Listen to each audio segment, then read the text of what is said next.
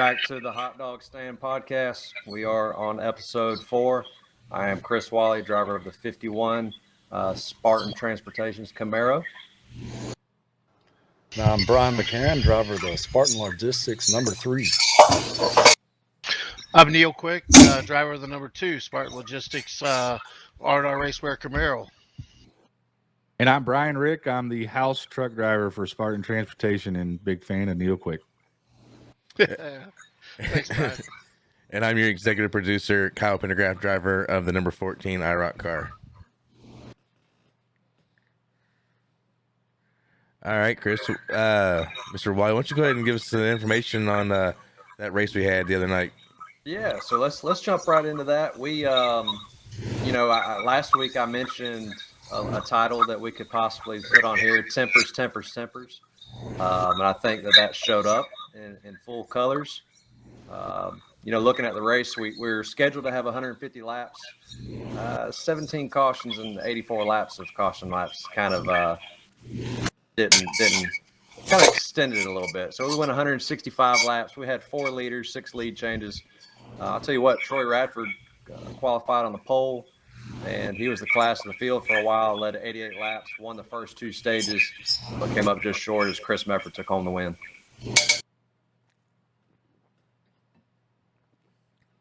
What a race, though. My goodness. Short track racing. Yeah, buddy. I'm going to tell you, old Troy put it out there and really set a good pace in that race. And I think a lot of us were chasing him. And definitely Brandon Mefford was strong, and Aaron, and both Brian and Kevin, too. Well, my theory definitely came true. The more you have to use a brake, the more you realize who can and who cannot drive. And it was tough for a few people all night. Sometimes people were the caution. Sometimes people were just in the wrong place at the wrong time. We got a last lap or second to last lap caution that we'll definitely dive into and get some opinions on that towards the end of the show. All right. Well, that being said, we're going to fast forward a little bit, and we'll come back to the race in a little bit. But we've got a special guest, Mr. Chris Ferguson. Give us 1 second, and we'll be back with him. It's Bristol, baby. Absolutely. Race fans, let's let him hear it one more time. Chris Ferguson, your Bristol Dirt National's champion. The driver out of Mount Holly, North Carolina, Fergy Time. Chris Ferguson is your winner in your XR Super Series Valvoline Ironman M&W Transport Super Late Model main event. Ferguson just missed it. What's he got on his second lap? 14.866. New track record. 14.866. Chris Ferguson. If that video doesn't fire you up, then you are not a race fan. How you doing, Chris Ferguson? I'm doing good, guys. How are y'all? Doing good. Glad to have you. Yes, sir. Happy to be here, man. Tell us about. So I'm just going to read some stats for this year real quick, if y'all don't mind. Looks like 30 races so far, 4 wins, 12 top 5s, 18 top 10s. Bristol Dirt Nationals winner, USA 100 winner, Eldora Million prelim winner, and the Show Me 100 winner. Damn. Yeah, it's been a great season. Few of them big races we were right there and we couldn't get it done, but we were able to get it done in 4 of the big ones, and really it's been a lot of fun. Not a ton of racing, but racing the ones that count and making the best of it, and just enjoying the ride. It can go good and go bad just as easily. So just kind of riding it right now while it's been good. Hey, Chris, how many more races do you have on your schedule for the remainder of the season? I think you froze. Frozen. I'm froze? Oh, you're good now. You're good. My fault. Okay, we're good? Yeah. Truthfully, I'm not exactly sure the exact number, but I would say roughly probably 25, roughly, maybe 30. So you're just about halfway through it up to this point. You still got a lot of racing left. Yeah, a lot of people would would think otherwise, but I actually don't start until March. Normally I skip all the speed weeks. So, really, like you said, we're about halfway there. There's a lot more money out there on top of, what we've been racing for. So we're kind of hitting our stride and really have some big ones coming up that I think we can, be in contention to win. Absolutely. You mentioned speed weeks right there. Some guys racing them, some guys don't. What kind of weighs in on that? Is it travel getting down there? Is it knowing that's a lot of nights in a row, a long way from home if there is trouble? Well, there's been our theories kind of changed over the years. Naturally, with as much money that's been paying, everywhere's been paying this year, the pay increased at all the big races, but at Speed Weeks, it was the same as it's been for the last 10 years. So that was one things that factored into it. The other was really, I'm not prepared. I'm not really not the team to be able to go race for 3-4 weeks straight. I don't have no full-time crew guys. Everybody's either family or friends or, just kind of people that come help us and in their free time. And so I'm not really set up to go do that. On top of that, I do have 2 cars and 2 motors, which in my opinion, they're 2 jam up pieces. But to go run Speed Weeks, you got to have equipment on equipment. And you got to be stacked, man. Yeah. We're just not there. And honestly, I'm at a place in my racing career where I really don't know if I ever want to do that. Maybe I'll go drive somebody else's stuff there, but to me, the big races, the ones that that everyone's going to remember in 5 or 10 years from now, those are the ones that I like running. And I don't really remember who won at Speed Weeks this year, but I do remember who won the Million and the North South and the show. The same dude I remember, but that's the thing. Like, to me, I'm just not quite set up to do it. Absolutely. I got a question, kind of comment here. It's kind of interesting to hear that because a lot of the guys and a lot of what I do, and I know talking to Brian and Rick about this a little bit, and some of the other guys, in our business, we used to have a little bit of downtime after October, November, when the season would come to an end. You would have a little bit to regroup, and with Florida coming along, it's kind of like out on an island for itself, ahead of the schedule a little bit for most guys. But and with Gateway now having the Dirt Nationals in there too, some of the guys running that too. But there really isn't much downtime for you guys as much as used to be. No, not at all. And that's something that, like you said, it's only happened the last handful of years. There's Gateway, the Wild West Shootout. We had Dryden winter races last year. Yep. It's just really, if you're Jonathan Davenport, Chris Madden, Brendan Shepard, and you're happy with your race car going into the winter, it's not that big of a deal to keep racing. But if you're not one of those 4 or 5 guys, the winter's time is the time to find speed. It's the time to go try stuff or rebuild your program. And for me, that's what works for us. So, we just, that's our downtime. That's our time that we rebuild and refresh. And but like I said, there's a lot of guys that don't have to do that. So I see it's different for every driver. Well, and I think you hit it a second ago. Speed Weeks is Speed Weeks. It's kind of a prestigious go down there and win you an alligator, but it doesn't pay nothing. No, it doesn't pay anything. It's what I compare it to is the Chili Bowl. The Chili Bowl, you can go run, and it's a prestige thing, and you're going to win what, $5,000? You know what I mean? It just doesn't make sense to go wear your stuff out for a week if you're going to go chase those $50,000 shows. So. Well, I get it, man. I totally get it. If you're running points, it's one thing. If you're running the World of Outlaws or Lucas Oil or whatever series, that makes sense to go do it. And it does make sense that luckily with those weeks they're racing at one track, so that's the only thing that really is the saving grace in it. But you're running against a crown jewel field for 3 weeks straight, right? And a lot of people get their butts kicked and they go home thinking, man, what am I doing out here? But at the end of the day, also those 2 or 3 tracks they race at, they're like nothing else in the entire country. So you can't take what you learn down there and apply it to somewhere else. So I don't know. It's it's definitely, there's a place for it, but for 22, it's not really makes sense for me.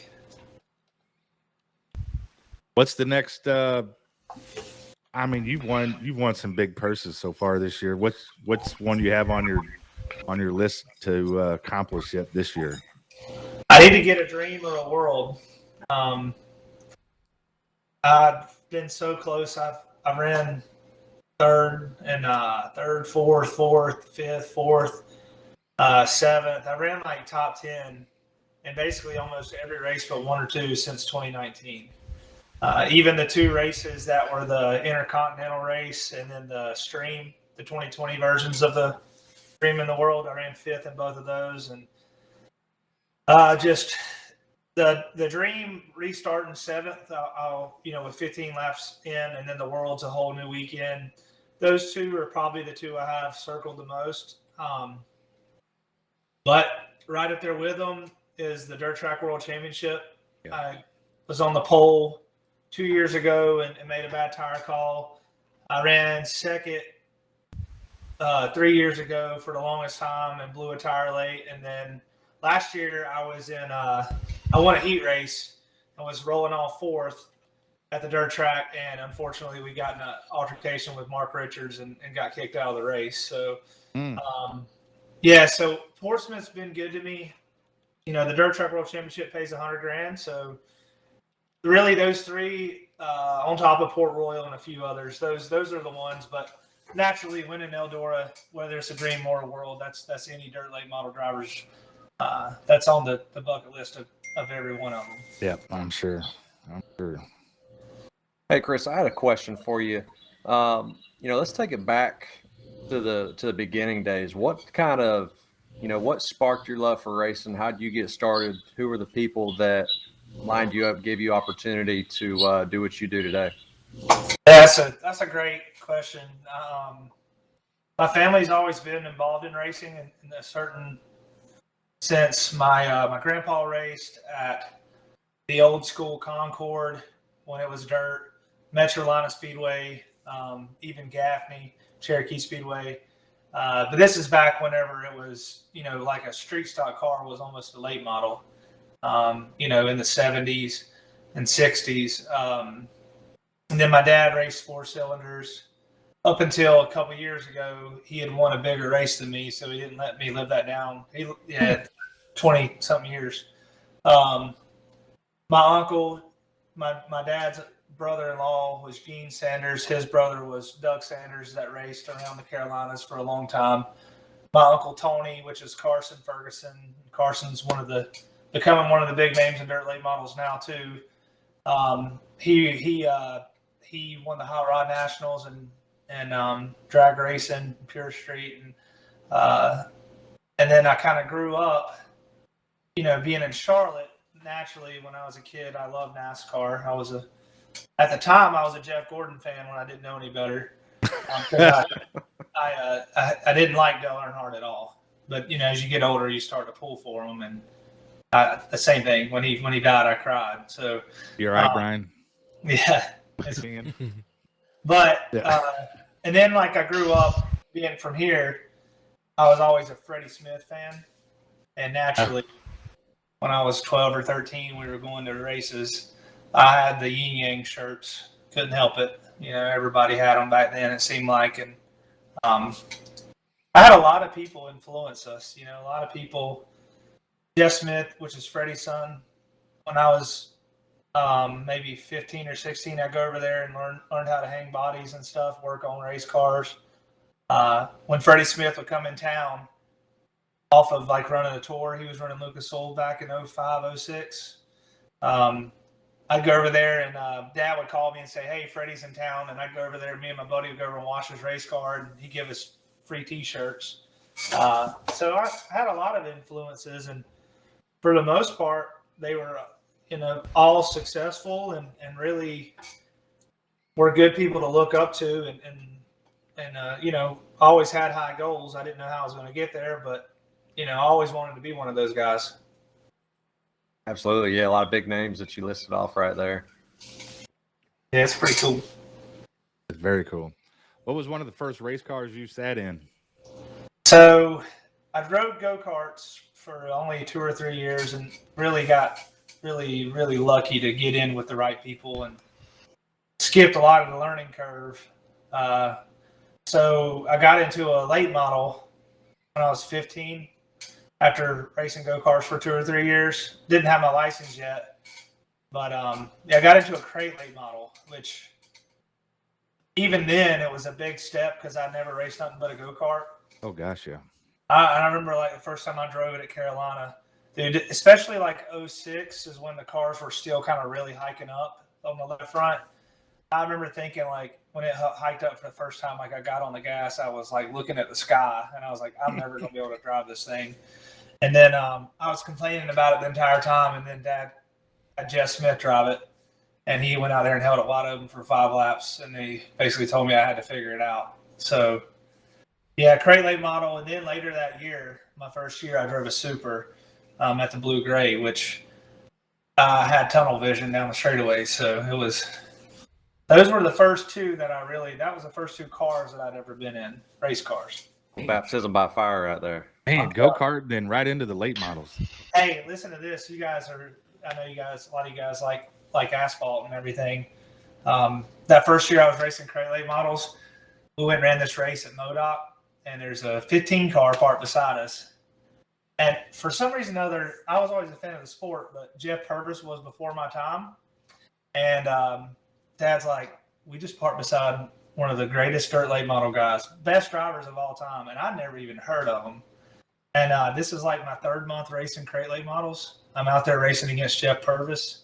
Nice. And I mean, it was super cool, but I didn't know any better at the time. I was like, hell, that's just another dude. And then as I learned more about the history of the sport and NASCAR in general, I realized I was racing in part beside one of the Scott Bloomquist Billy Moyers of dirt late model racing. Absolutely. Yeah, I actually saw him. So Waycross Motor Speedway is home track for my dad, and Golden Isles is right down the road. So I was around dirt track racing watching him, but got to see Jeff Purvis unfortunately climb the wall when it was I don't know if you've been to Waycross and when it was on the blacktop. Oh yeah. But fast track, climbed the wall, hit a light pole down the back straightaway. I mean, about tore the car in half, but it was always a big deal when y'all come to town and put on a good show. Yeah, it's amazing how the sport, it doesn't matter if you're a dirt late model fan or a NASCAR fan, it all intertwines. Really, like the legends of both sports have had some kind of involvement in the other. And I also think that's, part of me growing up in Charlotte. I got the best of both worlds.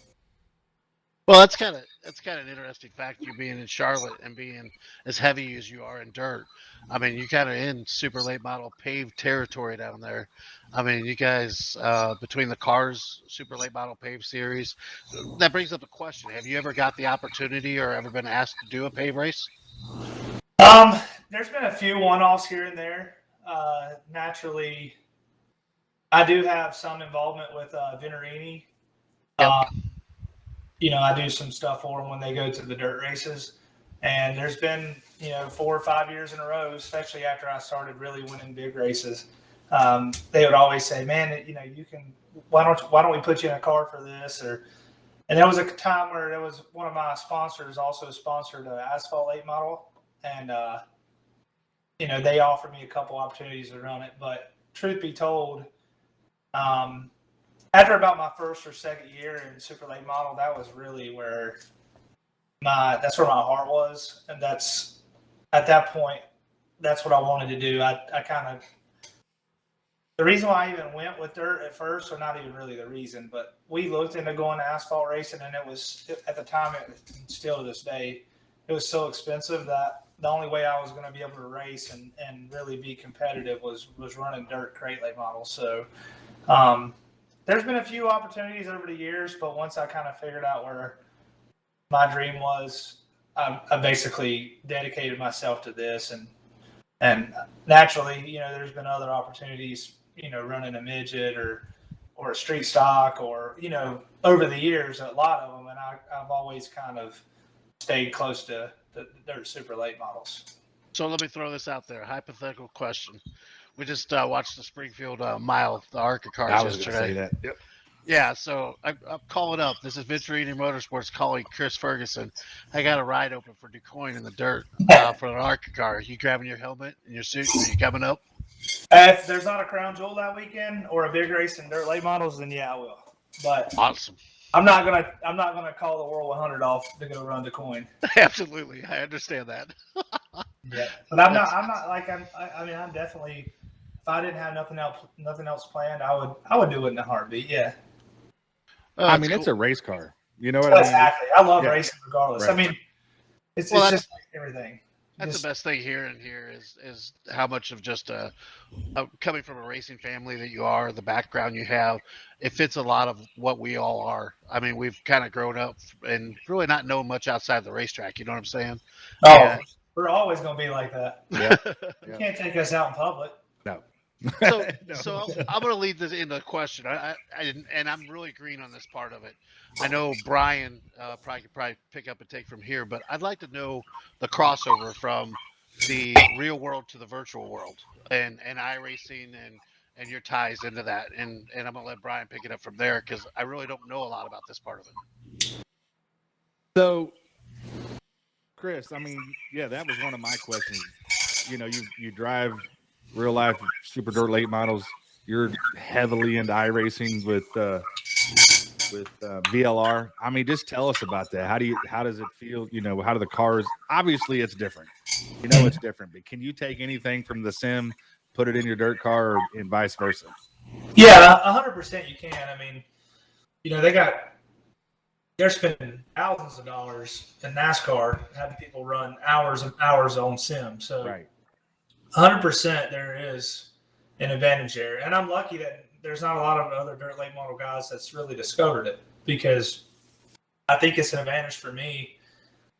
Naturally, the physics of the game aren't all the way there.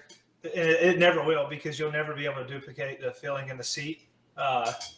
You know, buck kicker does a good job trying to, but unfortunately, buck kicker's not 890 horsepower.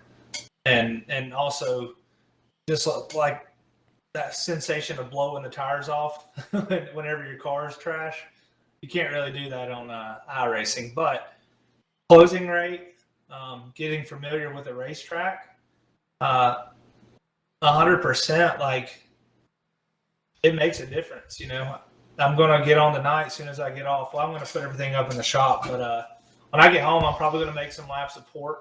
I raced Port Royal this weekend for $50,000 on Saturday. Port Royal is on iRacing. So I'll be honest with you guys, the big block mods race more like a dirt late model than the dirt late model guys do in my opinion.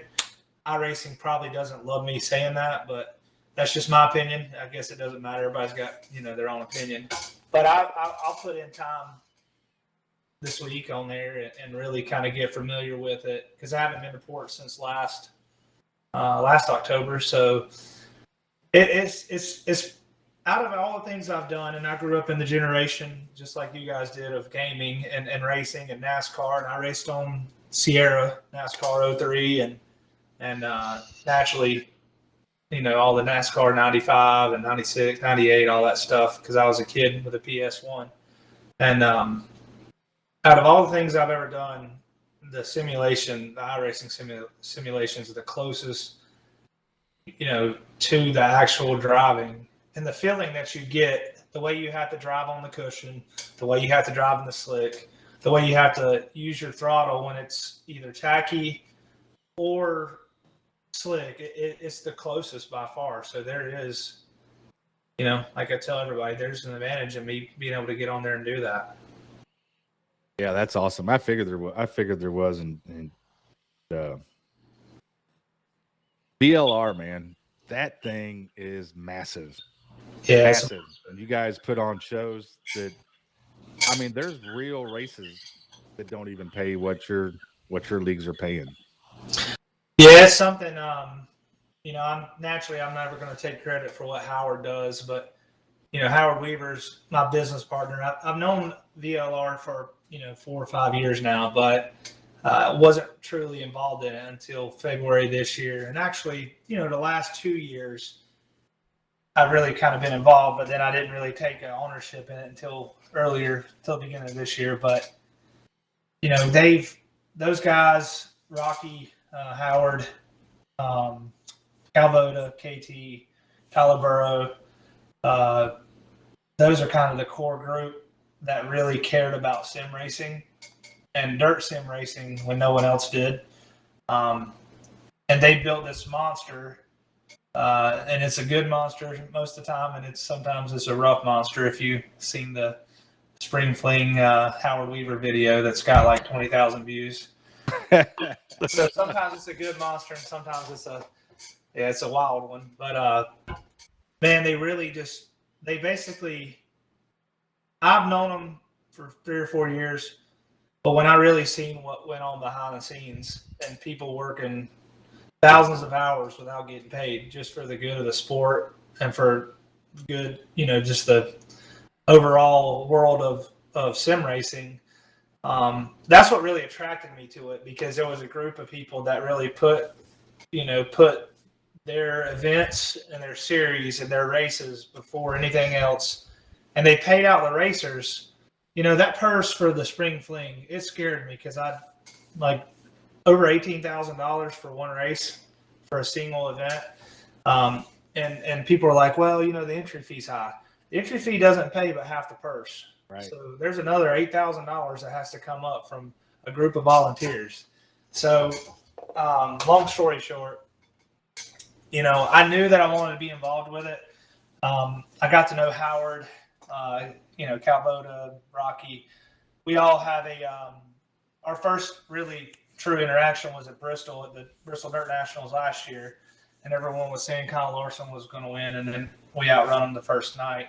So naturally, we celebrated like we had won the Daytona 500. Right. That was the year. The 2021 was the year of Kyle Larson or whatever. So, or 20, coming off of it. So, I really got to become friends with all of them, and then the opportunity come about that I, could take over joint ownership with Howard, and then help it grow into what, like this year the Spring Fling was crazy. Like, I watch iRacing events just like everyone else does. I watch flow racing events on Facebook. They're getting 500, 600 live viewers, and there's some of the bigger ones that get 800. The Spring Fling this year, we had 1,200 live viewers. And it was a single day race that paid $6,000 to win. And we did it at the dirt track in Charlotte, actually at the dirt track. We were in the tower. You had your rig set up there racing. We had the rig set up there. Me and Kevin Devin laugh about it, but he had his play seat set up there beside me, and he kicked my ass, because it doesn't matter. It doesn't matter if you have a Team Zero or a 1995 GRT. If the driver can't get it done, he ain't gonna get it done. So, but it was something that Howard wanted VLR to grow to that point. And really keep growing. And for me to kind of help make that happen this year, that was cool. And then, on the other side of things, having Blake Majulis and Evan C. as my business partners, and CFM Esports, having basically 2 world champions involved, that's the other side of things that now I'm like, I spend too much time on there. I didn't mean to, but it's happened to me, and I love it, though. I do love it. I have a passion for it, just like I do. Not quite as much as driving this thing, but it's a close second. Yeah. Those guys are incredible. I mean, Howard and, Rocky, I hired Rocky, put him in one of my trucks, so that's a good dude. So I'm sure he's going to watch, so, hey, Rocky, good work. Hey, but listen, you know how jealous Howard is, so make sure you give, he loves attention, so make sure you give Howard a shout. I was going to say, we should probably get Howard Weaver on here at some point, because that dude could tell some stories. He is, but listen, you have to be careful, because, you don't want Facebook to block out your page by having someone like him on it. So yeah, that's good stuff. What do you guys got on? What's on tap for VLR, man? What do you got going on? So, this week is the final week of the Schaefer's Oil Summer Mod Series presented by Spartan Transportation LLC. Naturally, every race has been stupid close. It's been awesome. I think it's 6 weeks. We took 1 week off because we did the VLR birthday bash, the 18th. 18th. Because Howard kept on telling people that VLR was legal. I'm like, dude, stop. You already scared enough people off. But so we took the 1 week off for that. But we have that coming up. We have the Give Back Classic, which always pays $1,000, $2,000 to win with CFM Esports. And then also, we've been talking about it. The Gobblers is an annual, I think it's maybe their 6th or 7th year. Thanksgiving weekend, the biggest street stock paying race. It pays like $2,000 to win, which is amazing because, street stocks, not knocking them. I love street stocks, but $2,000 to win street stock race. A real life street stock don't pay that much. That's what I'm saying. And Sign me up. Yeah, right? I mean, Yeah. yeah, that's what I'm saying. But you got guys like freaking Carl Kilgore and Keith Hackney, all the dirt street stock guy ringers. They're always the ones to beat. But we got a lot coming up, man, and really, we have a lot of. We're a big family, to say the least. So World Finals every year is really cool. We typically, everybody's kind of like you guys. Everybody's from different parts of the country and different backgrounds, but we come together at Bristol. And this year at World Finals, all of our drivers / admins, they're all going to meet up at World Finals. And I would really love to have a fall winter race that's very similar to the spring fling. There's a Dream 100 and there's a World 100. And in my opinion, the spring fling is always going to be the World 100. But I would love to have another big dirt super late model iRacing race that pays, $4,000 or $5,000 to win. So I'm not gonna say it's coming, but I'm not gonna say it's not. So you heard it here. Hopefully we get something worked out to do it. Yeah, all right, really cool. Well, let's take a quick break. We're going to hear from our presenting sponsor, Spartan Transportation. And once we come back from that, we'll go into some questions for our guests, and we'll jump to our green flag, black flag as well. So we're back in just a moment.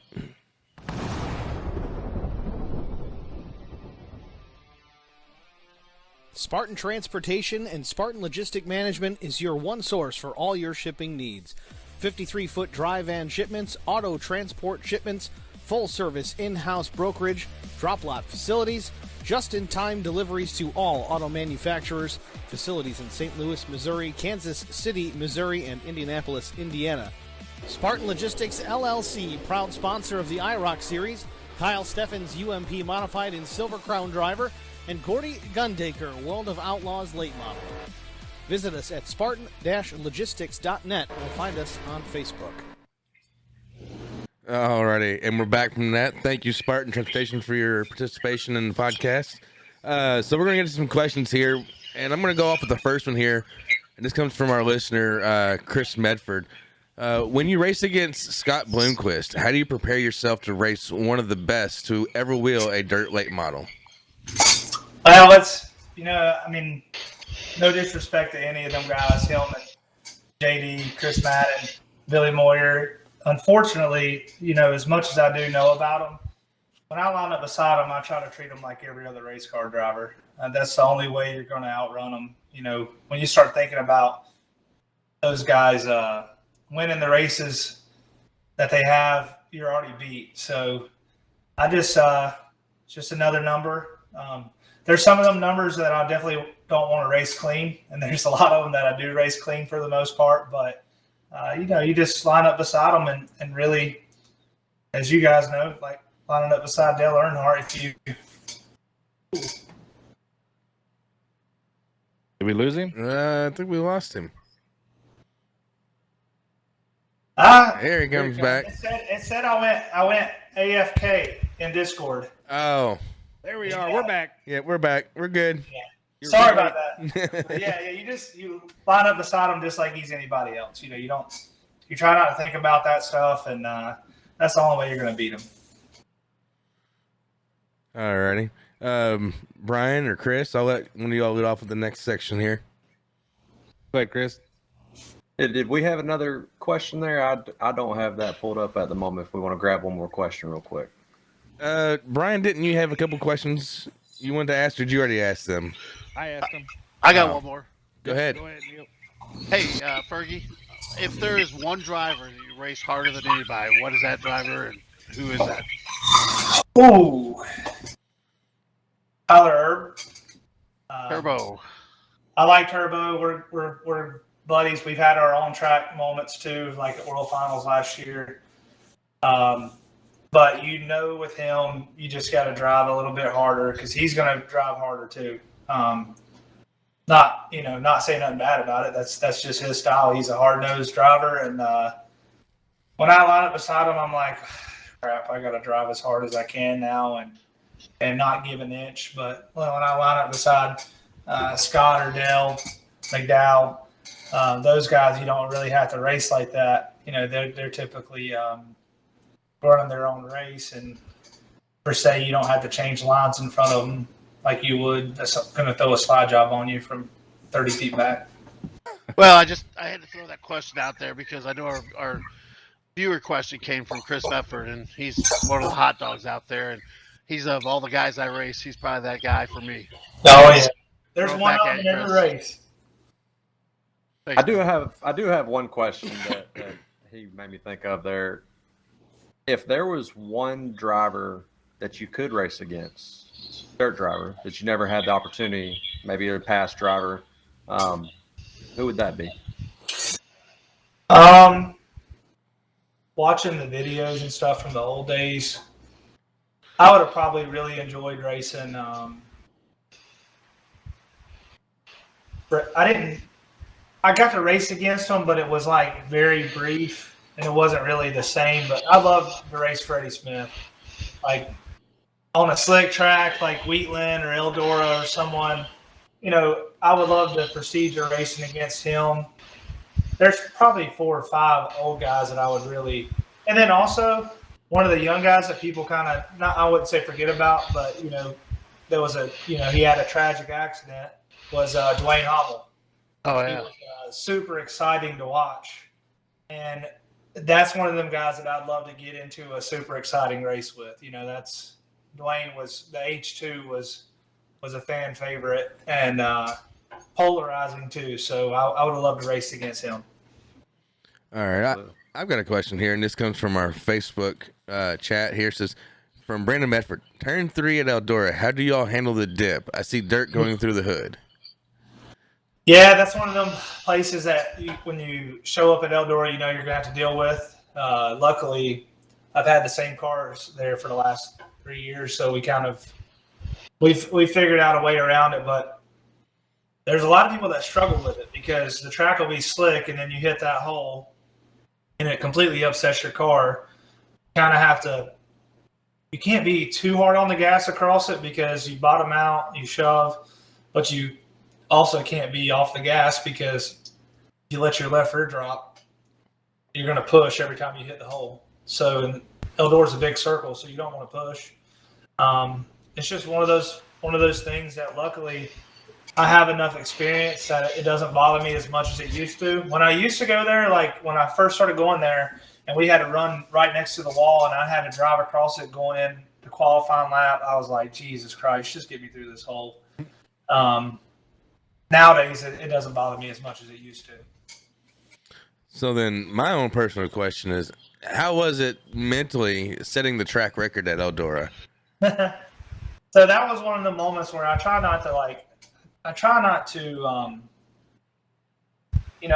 one thing my parents always, my mom and my dad, and they told me never to really, I don't want to be arrogant. I might choke around and stuff. Like that comment about the show me earlier, I was kidding about running JD down because JD is one of the baddest there is. But I try not to ever be, too proud of something or too arrogant but that when I set the track record, I could see it on the board when I come around off of 2.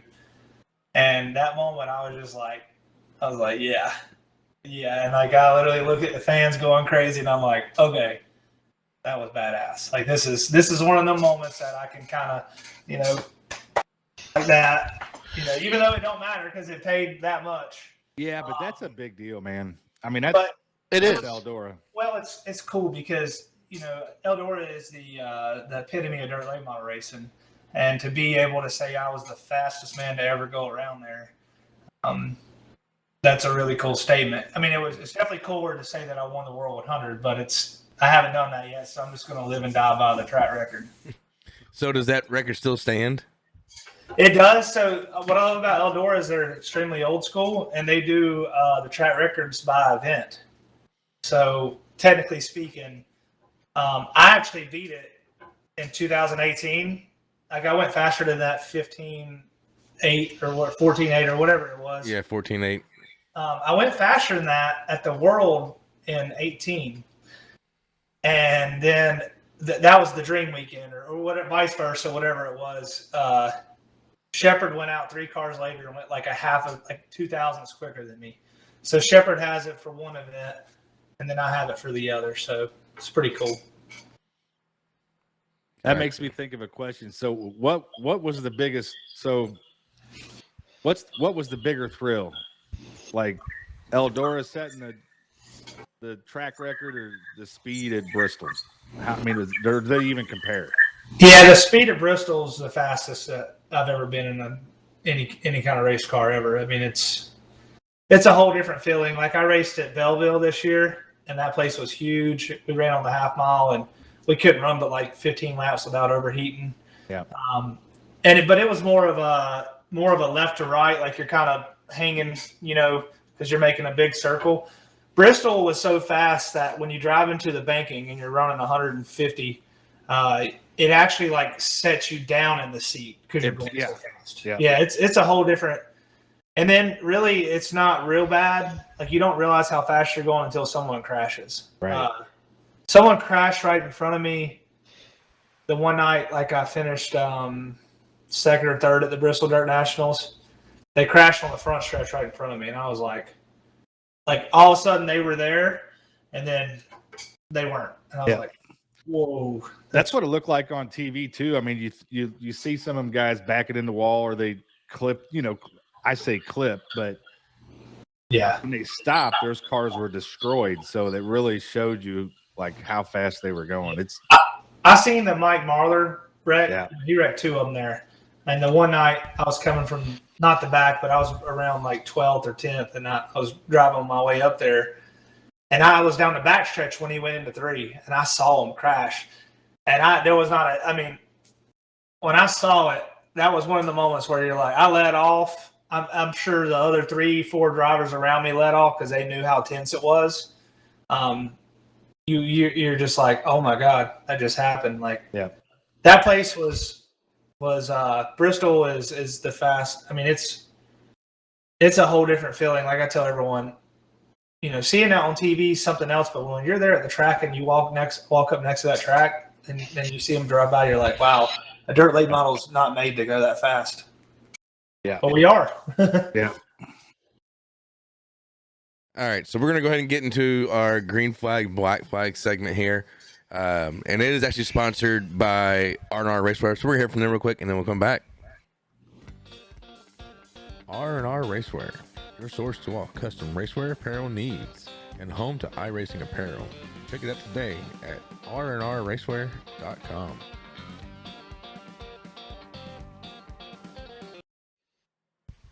All right, welcome to the green flag, black flag segment, and we're going to start off with our first question. Brian, either Brian, why don't you all read it off to us? Go ahead, Brian McCann. Larson versus Elliott. Okay for Larson to run into people. If that was Chastain, they would have had to call the National Guard.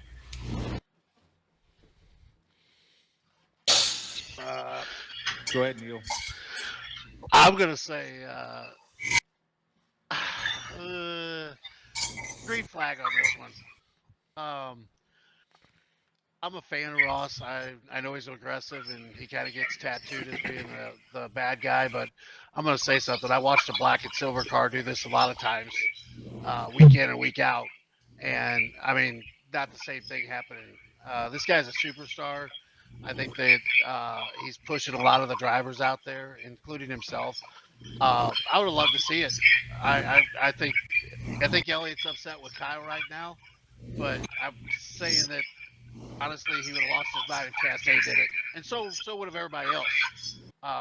And I would have liked to see Ross probably push it, not necessarily crash Elliott, but race him hard for the win. But I'm going to say green flag. I want to see that happen. Yeah, I'm going to throw a green flag out there as well. Oh, he's got the Oh, flag. There it is. He brought the flag out. Green flag, baby. Green flag. Yeah, we've talked about it on here.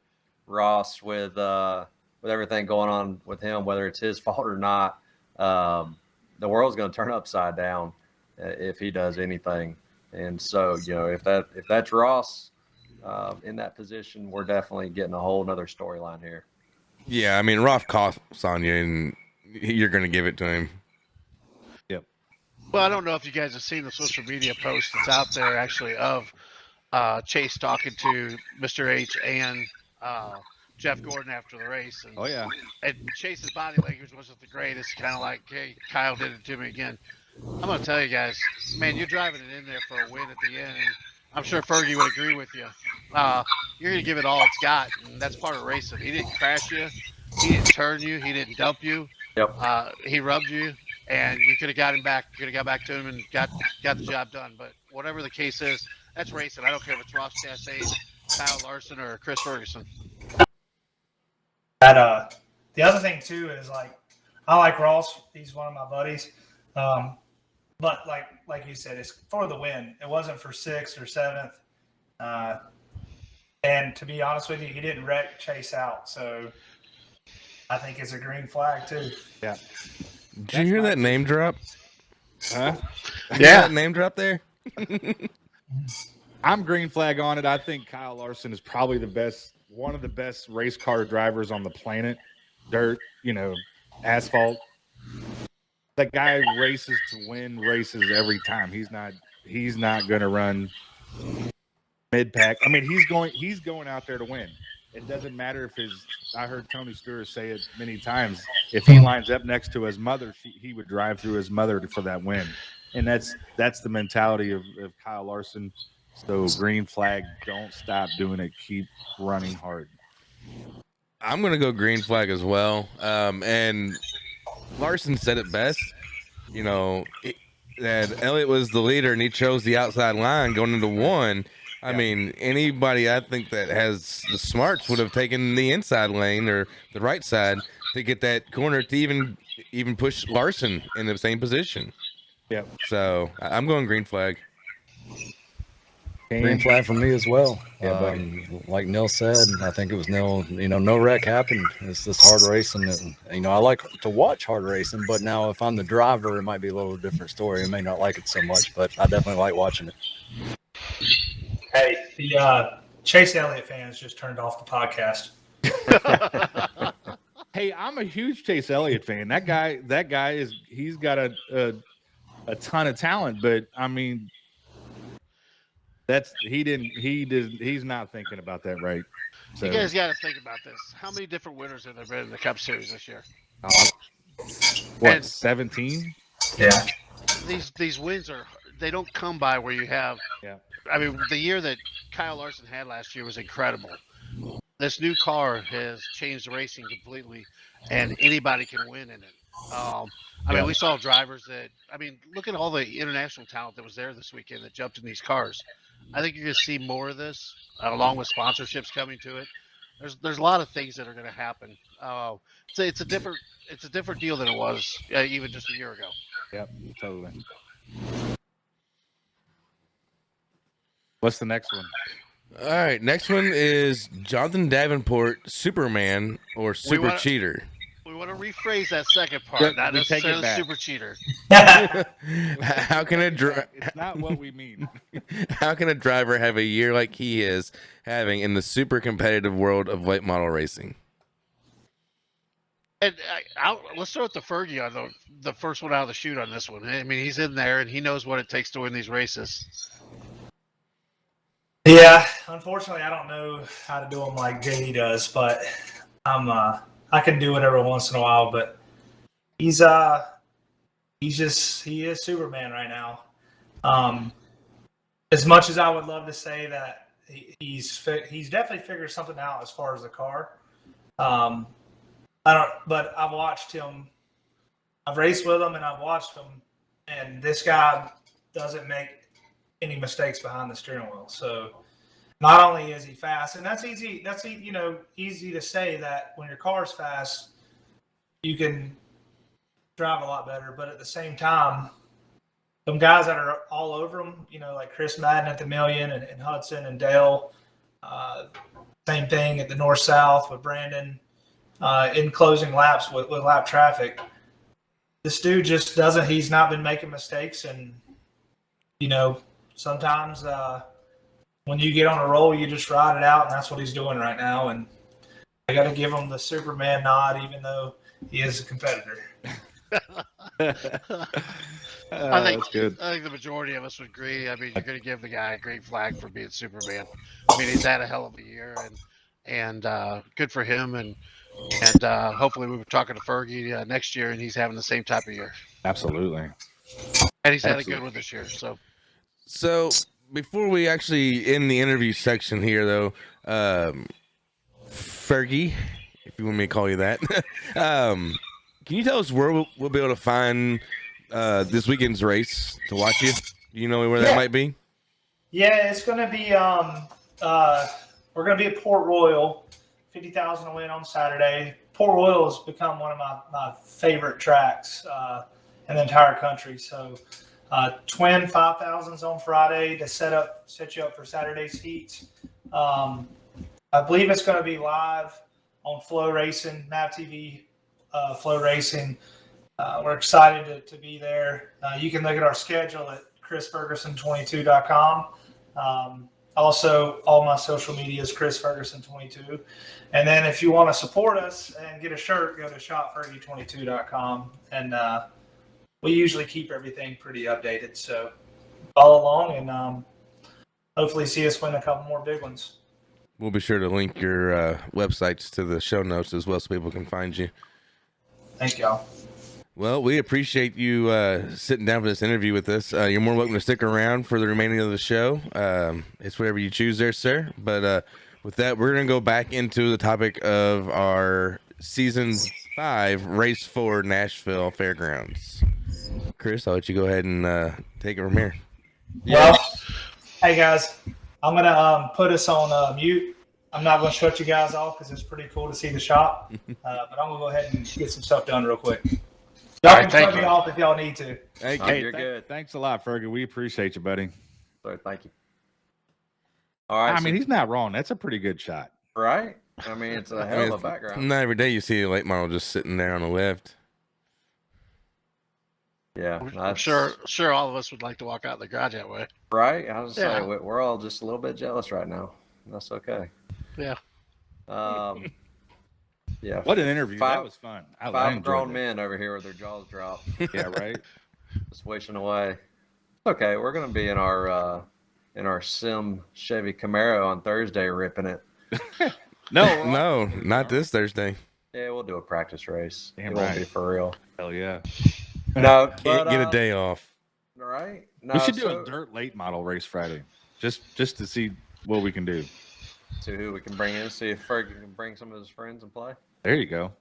How about that? Yeah, but going back to last week's race, we had 3 races in a row starting the season off. A lot of green flag laps in those, and then we found a short track. And in that short track, we had 35 guys. I mean, at the end of the day, we had 35 drivers. And even though it was a rough night of cautions, the green flag runs that we did have showed to be some good racing. Leading up to the last lap or the last caution, we had 23 guys in the lead lap. Which is incredible for a short track like that. It's crazy incredible.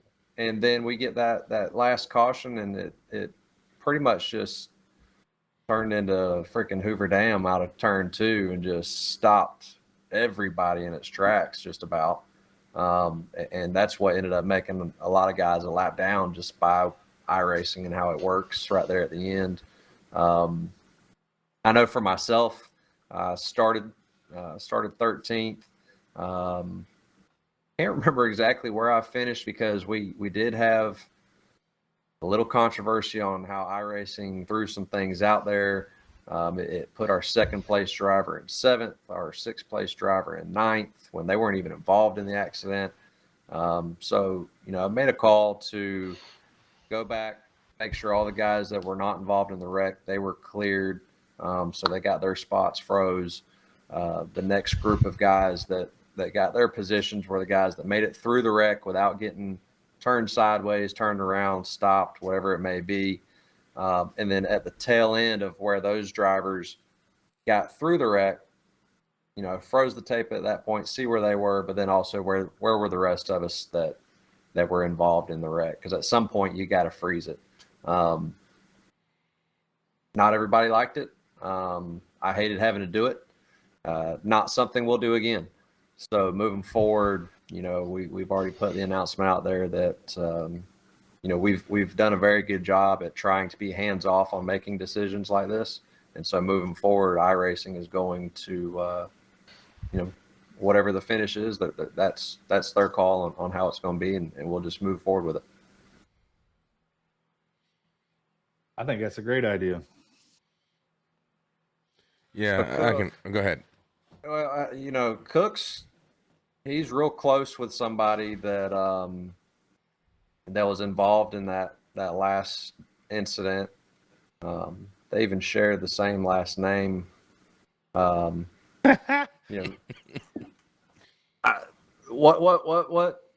was your outlook on it? Y'all were driving real close there. I was behind y'all, and got collected myself in that mayhem. But what was your point of view? Well, I mean, on our third green-white checker, I mean, I know me and Cook being brothers and teammates, supposedly, or enemies in this case. And I mean, Brian dealt with it with Kevin turning him at California. I deal with it where Cook sees a caution flag. Instead of slowing down, Cook gasses it up. That's his chance to get 5 or 6 guys move up in the field. I mean, Cook. And he wasn't alone. Let's be honest. He wasn't alone. No, he drug some 51 car with him too. I thought I saw that car too. Didn't he turn you during this race, or? It was right there at the end. Yeah. Yeah. I mean, I see the spin happen in front of me.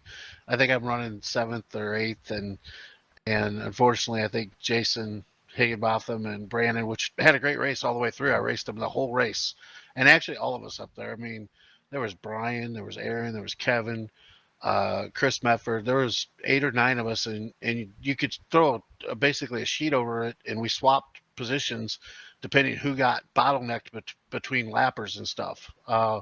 And I mean, you could pass on the high side, low side was a little tough, but you just kind of swap spots back and forth. And on that caution going down to 1 and 2, I think Jason got to the left rear of Brandon, which I think was checking up for Troy, and Brandon got turned. I could see it coming, and I know after talking to Chris kind of saw it coming too.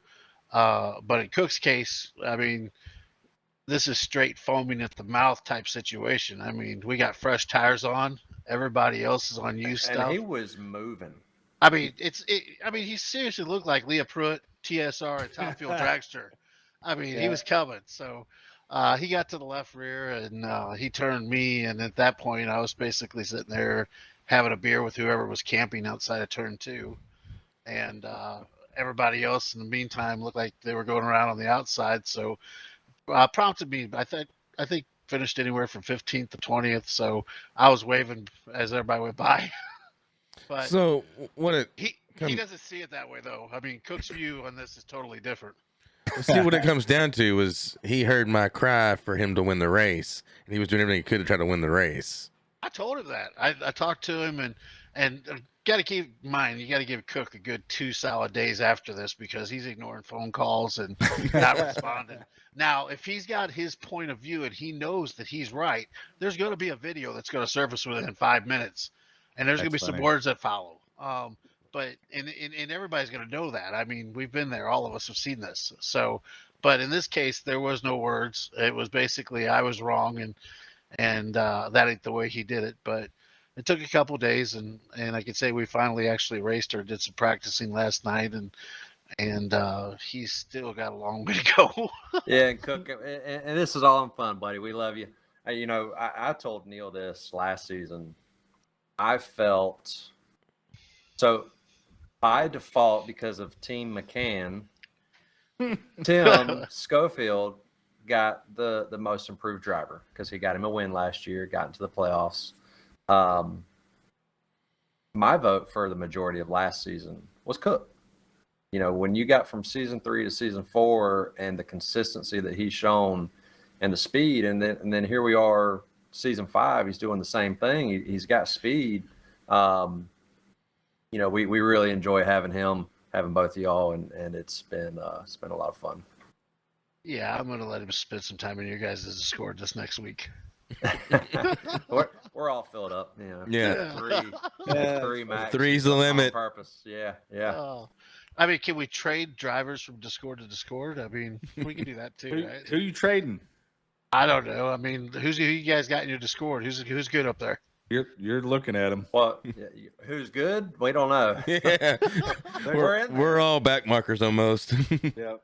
Yeah, it's all in good fun. I mean, being brothers like this and getting to spend time on iRacing and being part of the league. I mean, we wouldn't trade it for anything. It gives us something to talk about the next day. So, I really enjoy it, and it's fun being this way. So, we wouldn't trade it for the world. Absolutely, yeah. We got quite a few sets of brothers. Actually, yeah.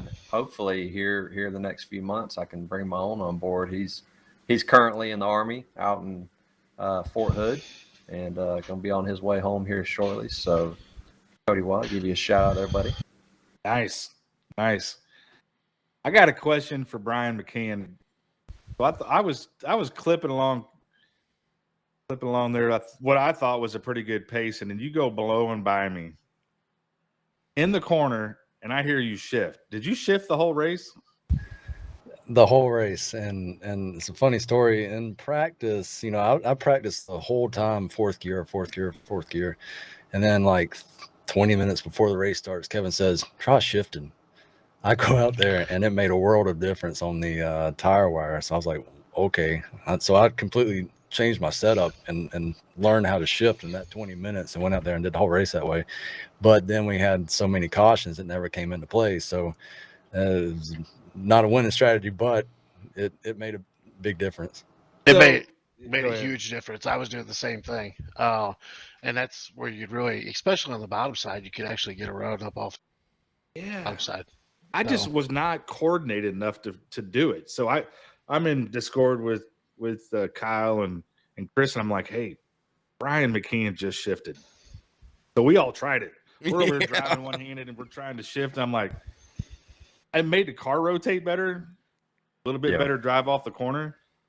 But damn, I just couldn't. I just didn't have enough coordination to do it the whole race.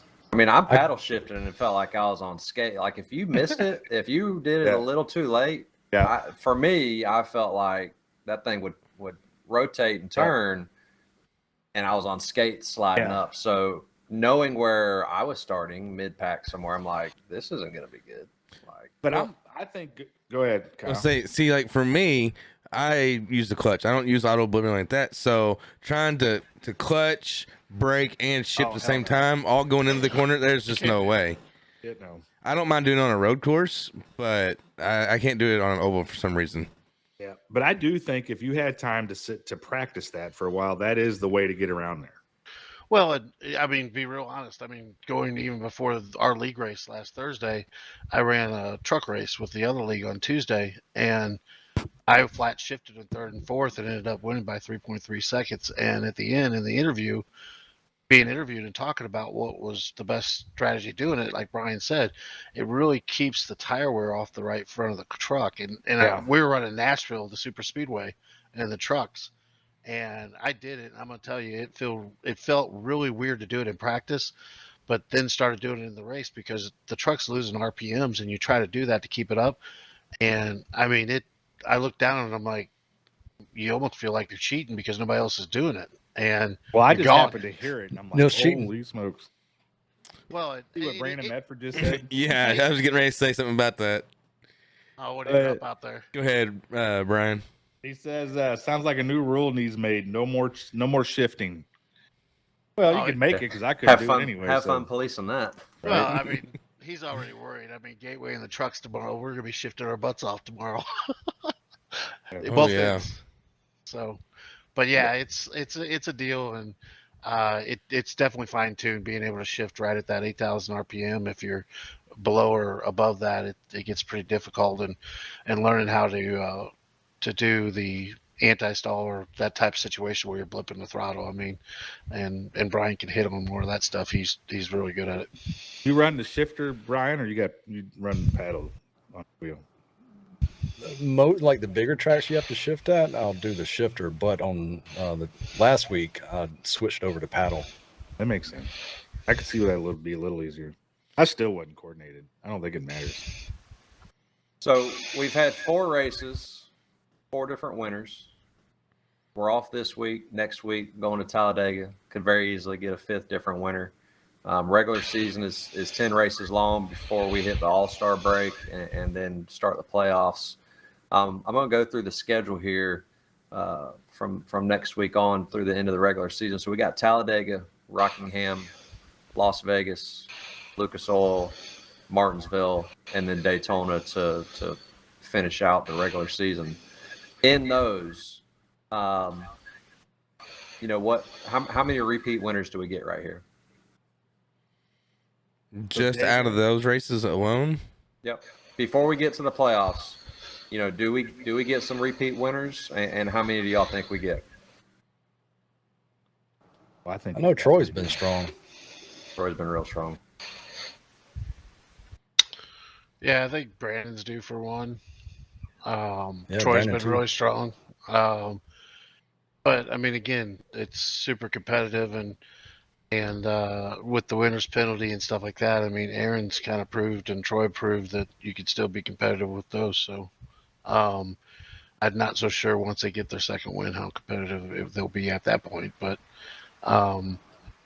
it's interesting. I think you're going to have still some different winners. I'm not sure who's going to be the second winner back to back. And after the second win, they lose a set of tires, correct? Correct. Yep. Oh, I forgot about that. They'll start the race with a EOL.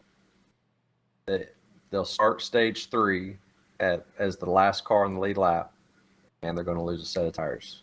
So, Yeah. Looking at the schedule there, that's going to really hurt.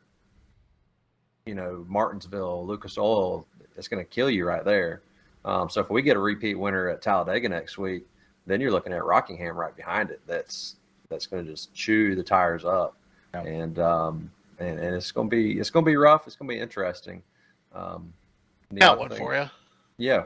Any of those guys win out in the lead at Talladega, are they going to be pushing, or are they going to be going for the win? They're going to be hitting the brakes. Yeah, second's going to be the new first there. Yeah, they'll be scared to death. And then, leading up race 6, Rockingham, that's our first Dash for Cash race. So that'd be $100 on the line for the front third, the first third in points there. So see how many we got total. We got 42 drivers with points that have at least one start. So, I mean, you're looking at about 15 guys that are going to be racing for $100. Going to get interesting. Let's hope so. Something we are working on that a few people know, a few people don't. We're trying to put together a race with Ty Gibbs. He's another big iRacer. So one of our members is a friend of his and has some connection there and going to try to get it. And so we're actually looking at making that a public race as well. So try to get some people involved. So just kind of be on the lookout for that. Well, that'd be cool. All right. Well, we're going to get right head into our final segment. Before that, let's hear from our new sponsor, Sim Coaches.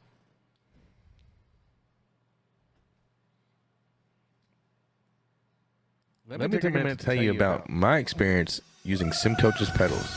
I myself am a current owner of the Sim Coaches P1 pedal hydraulic pedals, and I have to say they have made my racing so much better and easier, and I highly recommend that you go and you check out these pedals and get a set for yourself as well. You'll find yourself able to get into the corner deeper, brake harder, exceed the limits that you normally would take. Don't take my word for it. Go check them out at simcoaches.com and use our promo code to get 5% off iRock at checkout, or visit simcoaches.com/iRock to receive your 5% off. Thank you. Alrighty. And for our final segment here, we're going to cover McCann's Pit Road Tips. What you got for us today, bud? So next week, Super Speedway, Talladega. I want to talk about force feedback. Hang on a second. So, Let me give a notebook. Yeah, I'm getting mine out right Hang on now. a second. Carry on. so All you right. ever notice when you're going down the straightaway and you see the line of cars and everybody's just doing this, right? Well, I have a theory, and that's force feedback. So what I do is I turn it down. That's a simple fix, but I would like to go into a deeper theory that I have. I'd like to overanalyze everything if you haven't figured that out already. No. So it has to do with delay. And this is my theory. Inside the computer, the game engine physics, whatever is running, by the time that gets to your steering wheel and into your hands, there's a delay happening. You're converting a digital signal into a analog real world signal, right? And that delay with your hand on the wheel, by the time that force hits it, it bounces you back in the other direction. This is called basically oscillation.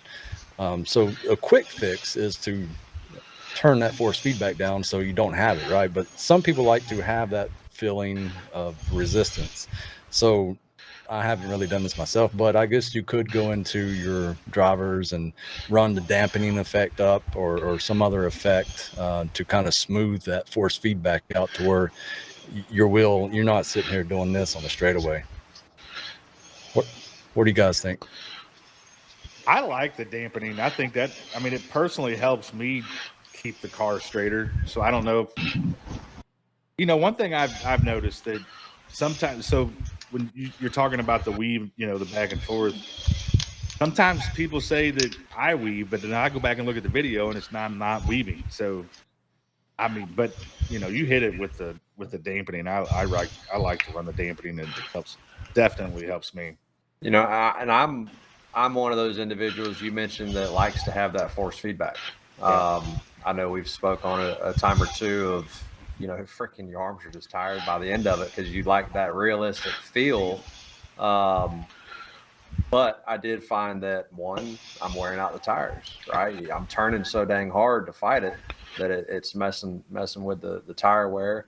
And then once I did bring it back down, I started seeing some faster speeds. So I remember, man, I want to say it was season 3, maybe. You were out front, Talladega, and I was pinching you down real hard. I was trying to race to stay on the lead lap, and I was keeping you right on the line the entire time. I remember this. Yeah, it was a lot of fun for me. I know you probably didn't enjoy it, but you talked about the ratio that you're at, that's steering like a boat, and I'm sitting there thinking, man, how the hell is this guy getting around here? I know that I'm on top of him, and he's still able to wheel that thing, knowing how delicate that was for you there. But it was fast. It was a plus on your end. It makes sense though on the low, turning down the force feedback. I'm certainly going to try it. I did do. I turn it off for super. You turn it off completely? Yeah. Oh, man. Really? I did your challenge. I did turn the volume off. It was hard. I'm not gonna lie, it was hard. But you made it around the track, right? We made it around the track, but it wasn't very fast. When I go back and look at it, it was right before it was getting ready for Nashville for the fairgrounds there, and so maybe that wasn't the best track to try to do it at, but it definitely made it more challenging up front. But to your point of what I think you're trying to get to there, if you can figure that out without the feel, without the sound, and you just visual, it'll do wonders. Yeah, I agree. I'll have to definitely. I haven't tried the force feedback setup yet. I will, excuse me, give that a try.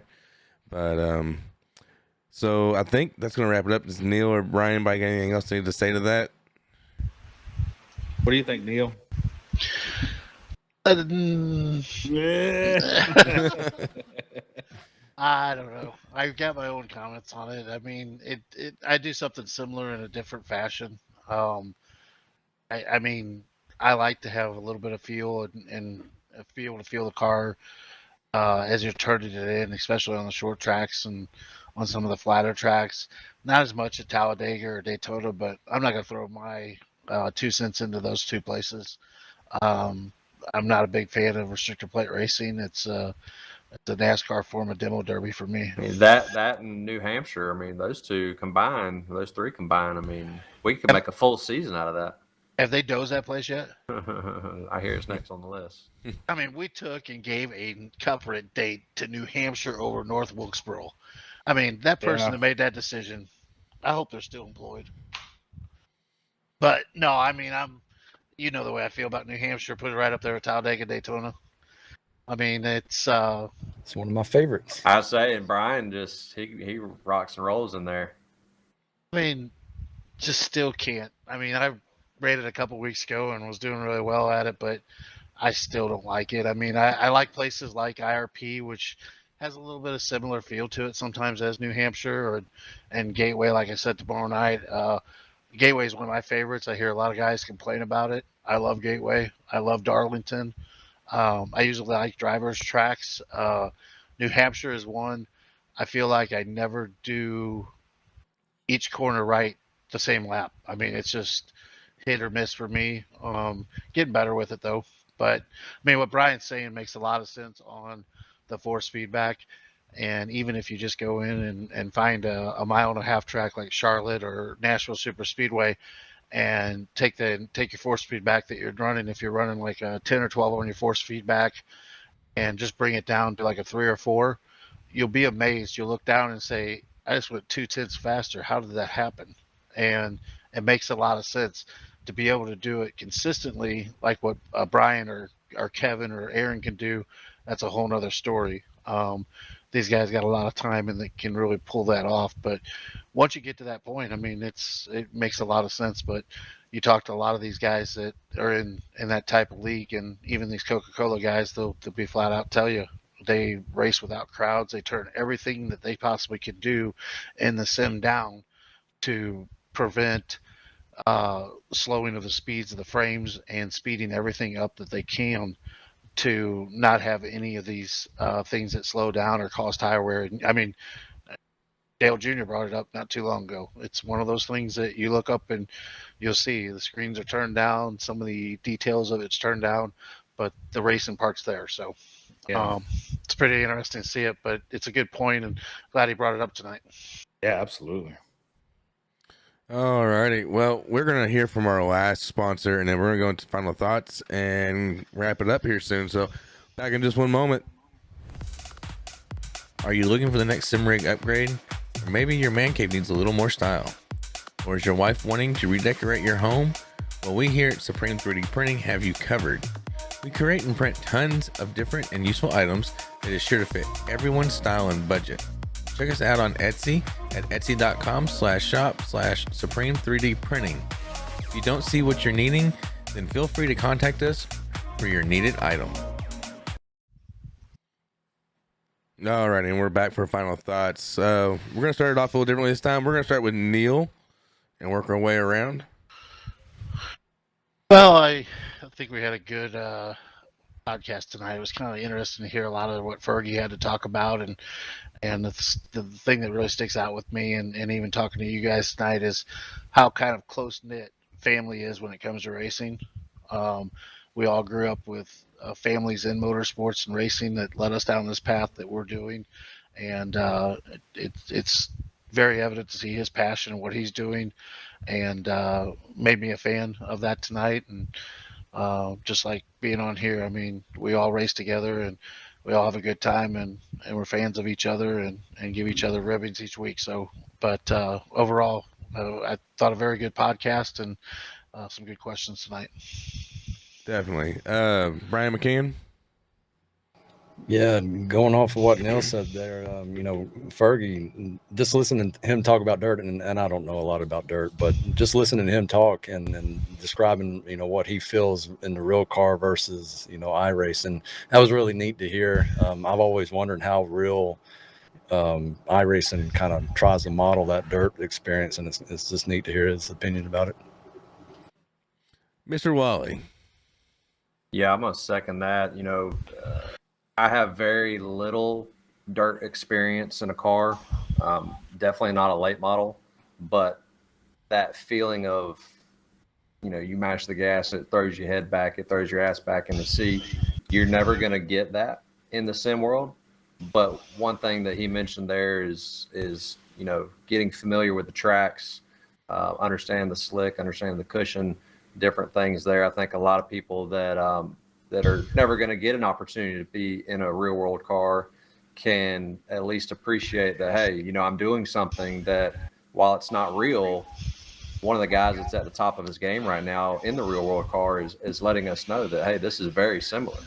And so it gives a lot of us that love racing, love competition. iRacing does a great job at giving us all an avenue to be able to do what we love at an affordable cost. And we're very appreciative of that. Definitely thanks to Fergie there for coming on board for the night. He's a busy man. 30 races already this year, 30 more to go. So for him to take a little bit of time out of his schedule to speak with us was awesome. And Brian. So my biggest takeaway on this podcast, and I think Neil hit it, was family. So if you look in that guy's garage, it's not a big race shop. There's not 5 or 6 race cars sitting around with, a shelf of motors and tires. This guy's got a family operation.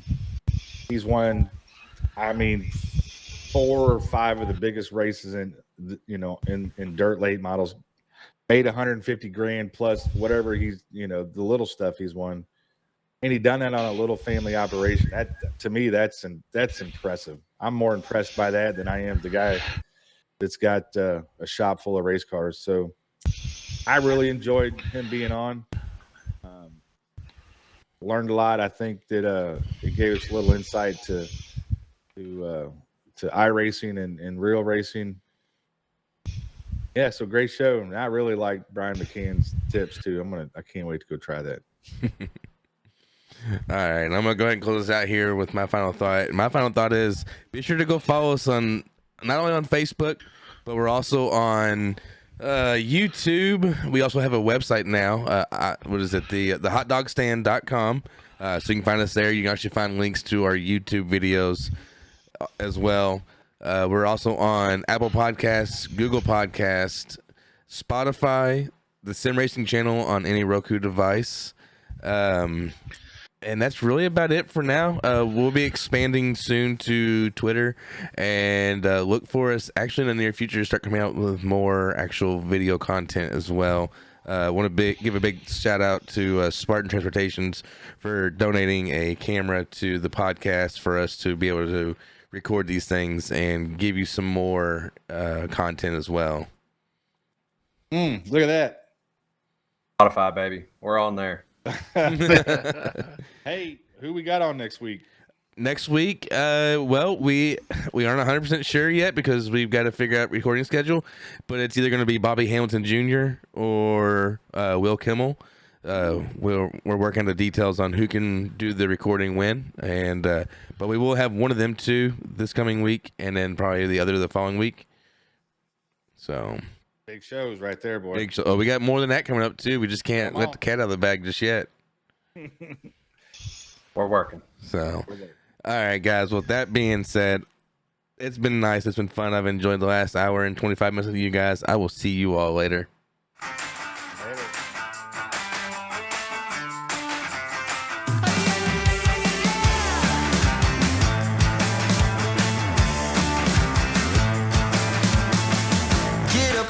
feet, this is a shakedown. Order up that beat just like it's takeout.